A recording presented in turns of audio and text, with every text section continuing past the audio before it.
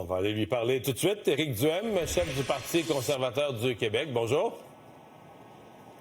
Bonjour. Bon, première question, ça doit être quand même de la musique à vos oreilles, là, d'entendre François Legault prêt à moderniser de la sorte les règles syndicales?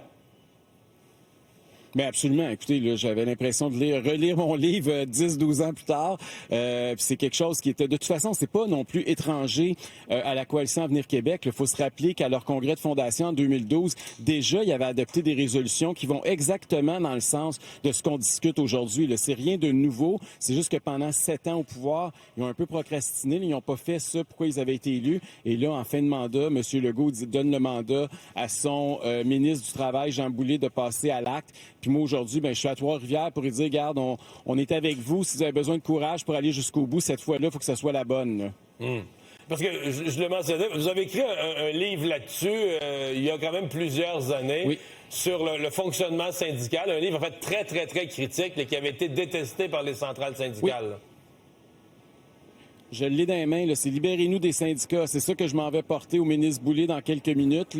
C'est un livre qui explique un peu pourquoi c'est inacceptable ce qui se passe présentement au Québec. On a des organisations syndicales qui veulent les privilèges que seuls les syndicats ont au Québec. Il ne faut jamais l'oublier. C'est les seuls qui peuvent aller percevoir directement de l'argent sur votre chèque de paye. C'est les seuls qui vous obligent à être membre de leur organisation. C'est les seuls qui ont des cotisations qui sont parfois déductibles d'impôts. C'est les seuls qui ont des fonds de grève qui sont pas imposés quand il y a des conflits de travail. Donc, ils ont des privilèges qu'aucune autre organisation a au Québec, mais ils veulent pas avoir les obligations qui vont avec. Et c'est un peu ça l'objectif, justement, de moderniser puis de fournir de la démocratie pour remettre les syndicats au service des travailleurs plutôt qu'au service d'une idéologie comme malheureusement ce qu'on voit trop souvent.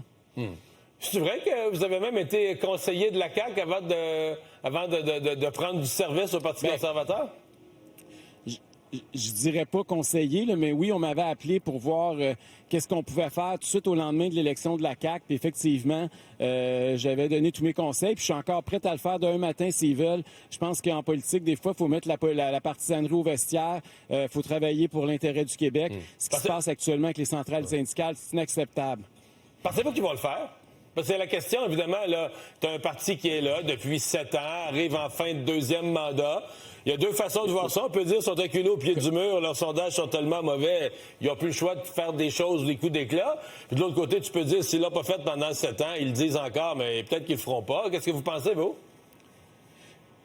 Ben moi, je suis un éternel optimiste. Là. Je pense que de toute façon, la seule façon qu'ils peuvent le faire, c'est s'ils sentent qu'il y a de l'appui de la part de la population. C'est pour ça que je suis prête à mettre la partisanerie de côté. Là. Puis tout ce qui se passe présentement aussi apporte de l'eau au moulin. Là. Moi, je suis à Trois-Rivières présentement. Allez regarder le scandale d'une présidente de syndicat qui vient d'être déchue, qui aurait détourné potentiellement 200 000 $ des coffres des travailleurs, des cas...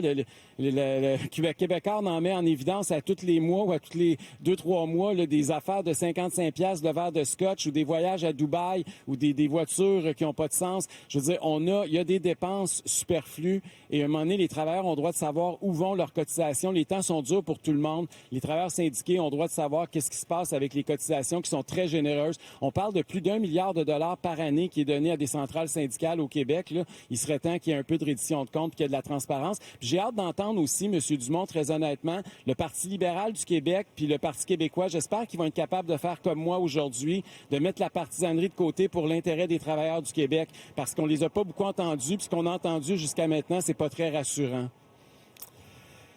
À suivre. Éric Duhem, merci d'avoir été avec nous aujourd'hui.